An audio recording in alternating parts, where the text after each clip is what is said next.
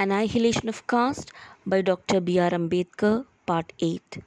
That the social order prevalent in India is a matter which a socialist must deal with, that unless he does so, he cannot achieve his revolution, and that if he does achieve it as a result of good fortune, he will have to grapple with the social order if he wishes to realize his ideal, is a proposition which, in my opinion, is incontrovertible. He will be compelled to take account of caste after the revolution, if he does not take account of it before the revolution.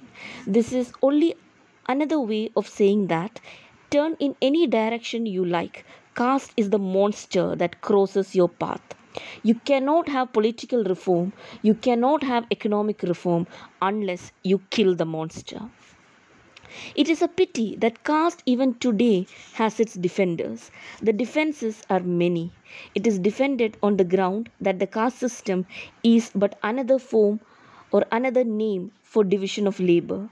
And if division of labor is a necessary feature of every civilized society, then it is argued that there is nothing wrong in the caste system. Now, the first thing that is to be urged against this view is that the caste system is not merely a division of labor, it is also a division of laborers. Civilized society undoubtedly needs division of labor, but in no civilized society is division of labor accompanied by this unnatural division of laborers into watertight compartments. The caste system is not merely a division of laborers, which is quite different from division of labor. It is a hierarchy in which the divisions of laborers are graded one above the other. In no other country is the division of labor accompanied by this gradation of laborers. There is also a third point of criticism against this view of the caste system. This division of labor is not spontaneous. It is not based on natural aptitudes. Social and individual efficiency requires us to develop the capacity of an individual to the point of competency to choose and to make his own career. This principle is violated in the caste system, insofar as it involves an attempt to appoint tasks to individuals in advance, selected not on the basis of trained original capacities but on that of the social status of the parents. Looked at from another point of view, the stratification of occupations, which is the result of the caste system, is positively pernicious. Industry is never static, it undergoes rapid and abrupt changes. With such changes, an individual must be free to change his occupation.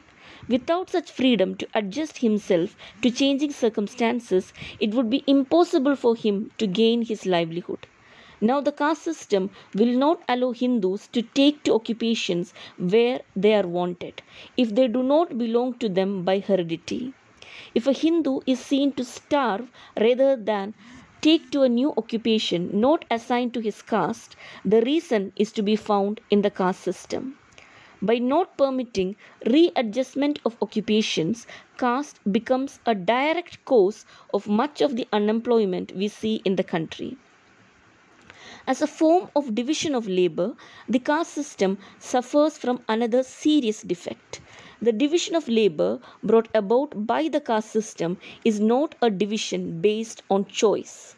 Individual sentiment, individual preference has no place in it. It is based on the dogma of predestination.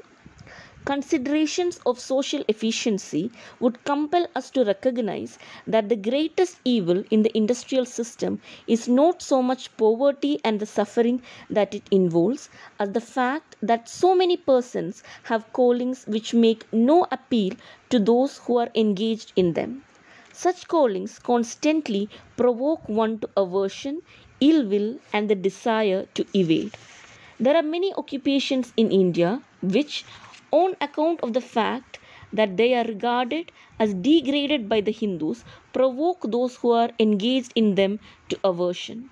There is a constant desire to evade and escape from such occupations, which arises solely because of the blighting effect which they produce upon those who follow them. Owing to the slight and stigma cast upon them by the Hindu religion. What efficiency can there be in a system under which neither man's hearts nor their minds are in their work? As an economic organization, caste is therefore a harmful institution, inasmuch as it involves the subordination of man's natural powers and inclinations to the exigencies of social rules.